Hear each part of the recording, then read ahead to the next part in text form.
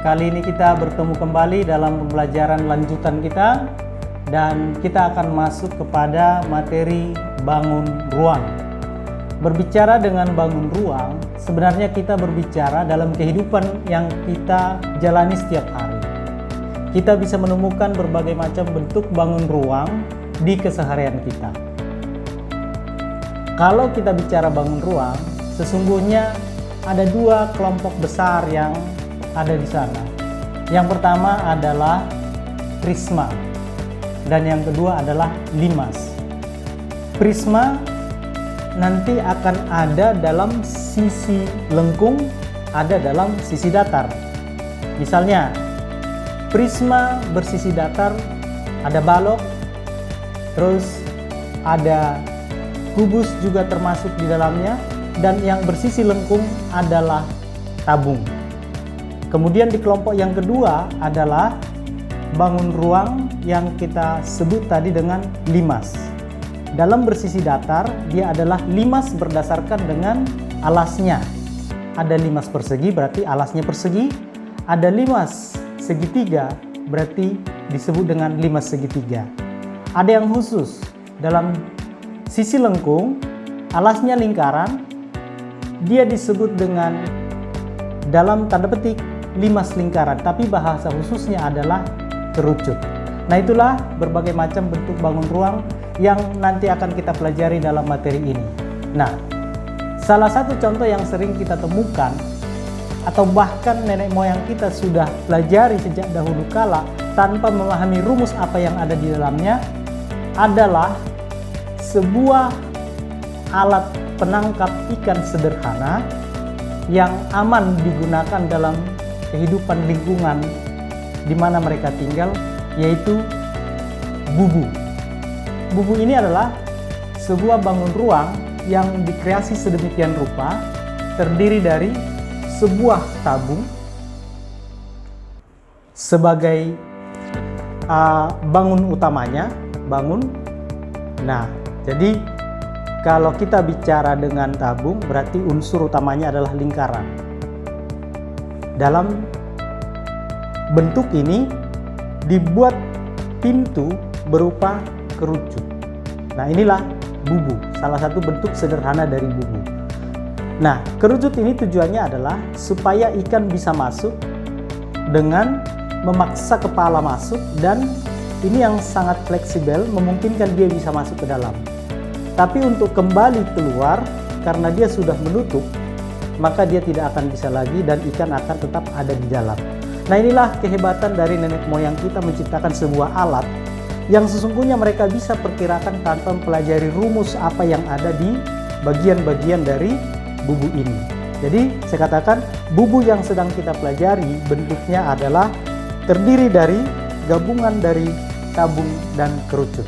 Berarti dalam bubu ini sekaligus kita dua belajar bangun ruang. Satu tabung yang bagian dari prisma, yang kedua kerucut bagian dari limas tadi. Nah, bagaimana kita mengkreasi dari bubu ini? Bagaimana nenek moyang kita dulu mengkreasi sebuah bubu yang hanya dengan alat yang sederhana? Maka pada saat ini kita akan coba kreasikan dengan alat sederhana yang ada pada kita. Berikut ini akan kami perkenalkan bagian-bagian. Hanya ada 3 komponen yang kita butuhkan di sini. Yang pertama,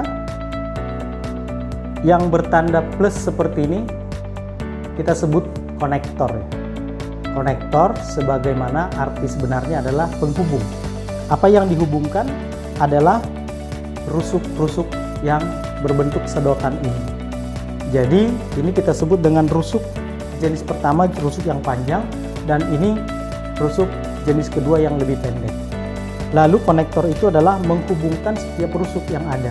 Apakah rusuk pendek dengan rusuk pendek seperti ini? Atau mungkin rusuk pendek, rangkaian rusuk pendek dengan rusuk panjang seperti ini? Atau bahkan perlu dikombinasi rusuk pendek lalu disambung dengan rusuk panjang? Nah, ini nanti tergantung dari kreativitas kita masing-masing, bagaimana kita harus menghubungkan antar rusuk dengan konektor yang ada sesuai dengan kebutuhan. Nah, sekarang berbicara dengan bubu, maka dari bubu ini, begini cara nenek moyang kita dulu mengkreasinya, mereka akan bikin rusuk berupa lingkaran di ujung, di tengah. Banyaknya rusuk lingkaran ini tergantung dengan panjang bubu yang mereka butuhkan. Tentu kalau kita butuh yang lebih panjang, maka rusuk lingkarannya perlu kita tambah, dan seterusnya.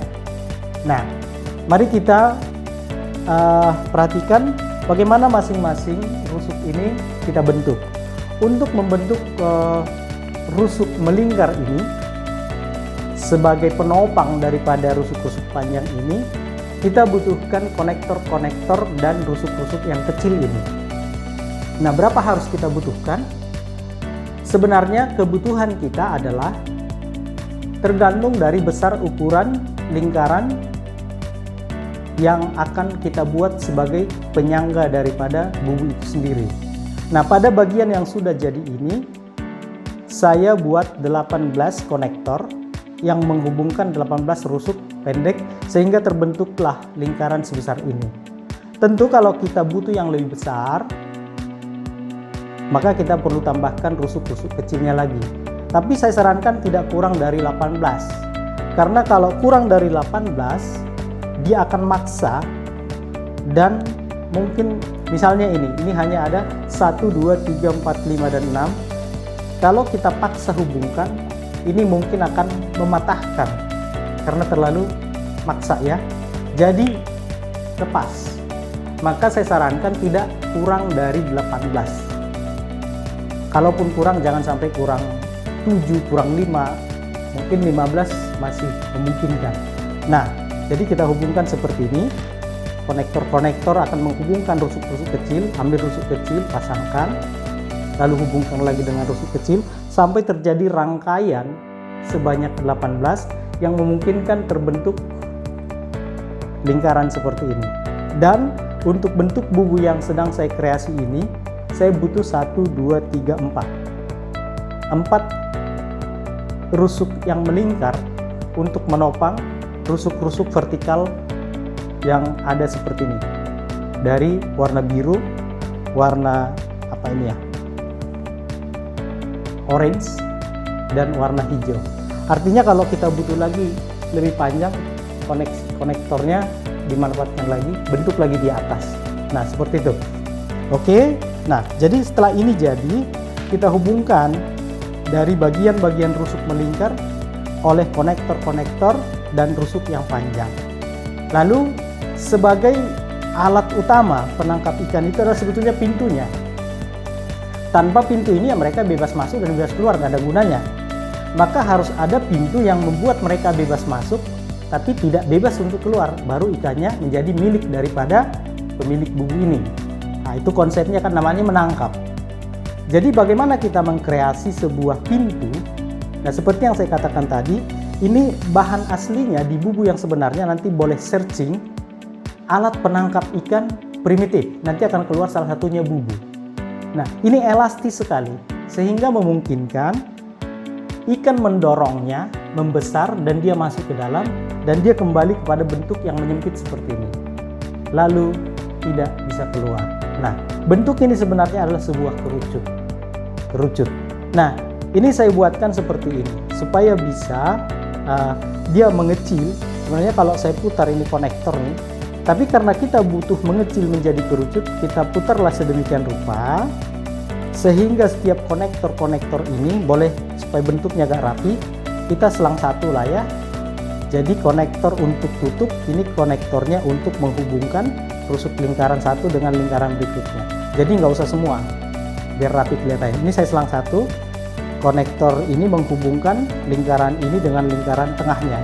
Tapi konektor ini membuat sebuah perangkap. Apakah bubu hanya seperti ini? Sungguhnya tidak. Nenek moyang kita zaman dahulu mengkreasinya lebih beragam. Ada yang buat balok. Nah, kalau kira-kira balok, bangunan utamanya pintunya berbentuk apa? Kerucut mungkin bisa, tapi akan lebih mudah ketika pintunya itu dibentuk menjadi sebuah limas, di mana alasnya adalah alas balok tadi. Jadi alas bangunan utama dengan alas pintu adalah bagian yang sama. Alas ini lingkarannya, alas tabung ini adalah lingkaran, Begitupun alas dari pintunya sendiri. Nah, yang beralas lingkaran adalah kerucut. Nanti kalau ini balok berarti kita bentuk tutup atau pintunya itu, perangkapnya itu adalah berbentuk limas. Ada juga misalnya, saya nggak lebih tertarik kalau misalnya begini, saya pasang bubu pintunya di tengah, silakan kreasi sendiri. Begitupun untuk balok, nanti kita bisa bikin balok seperti ini, pintunya di tengah. Atau malah biar banyak ikannya dapat 3 deh, 1 dari tengah ujung-ujung. Bisa kita kreasi seperti apapun. Nah, itulah cara nenek moyang kita dulu menangkap ikan di sungai, tidak mematikan generasi berikutnya. Karena yang kecil tidak bisa masuk. Yang besar yang sudah dewasa, yang sudah layak dikonsumsi masuk, yang kecil yang menjadi generasi berikutnya masih bisa berkeliaran, masuk dan keluar menjadi ikan masa depannya lagi. Nah, itu hebatnya. Kalau sekarang kan dibom, mati semua. Ada yang diracun, di strum, mati semua. Akhirnya generasi berikutnya tidak makan ikan. Kita bersyukur nenek moyang kita punya pikiran yang luar biasa sehingga kita bisa makan ikan sekarang. Jadi bubu, di samping kita belajar bangun ruang, kita belajar kearifan lokal yang sangat berguna bagi kita dan generasi berikutnya.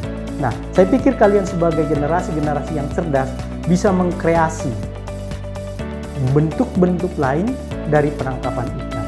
Nah, jangan pikirkan, oh ini kan ikan bisa dong keluar. Ya, karena ukurannya kita buat seperti ini. Kalau mau yang lebih rapat lagi nanti, ini kita bisa perkecil. Rusuk-rusuk kecil ini kita potong lagi supaya lebih rapat. Asumsinya adalah bahwa jarak-jarak yang sudah kita tentukan ini tidak memungkinkan lagi ikan dengan ukuran tertentu akan keluar sebebas mungkin. Jadi saya harapkan dengan belajar bentuk-bentuk ini, mengkreasi dari alat yang sudah kita sediakan ini, kita lebih paham lagi banyak bentuk-bentuk bangun ruang yang lainnya yang sebenarnya kita temukan dalam kehidupan kita sehari-hari. Jangan pikirkan apa rumusnya dulu. Yang penting kita kenal dulu bentuknya, baru dari situ kita bisa mengambil sebuah kesimpulan. Ingat, rumus itu adalah kesimpulan. Bukan sesuatu yang harus kita ikuti secara mutlak diciptakan dari dulu. Sebetulnya rumus datang dari sebuah kejadian yang sebenarnya. Bukan rumus menjadikan kejadian yang sebenarnya, tapi kejadian sebenarnya melahirkan sebuah kesimpulan. Orang bilang itu rumus.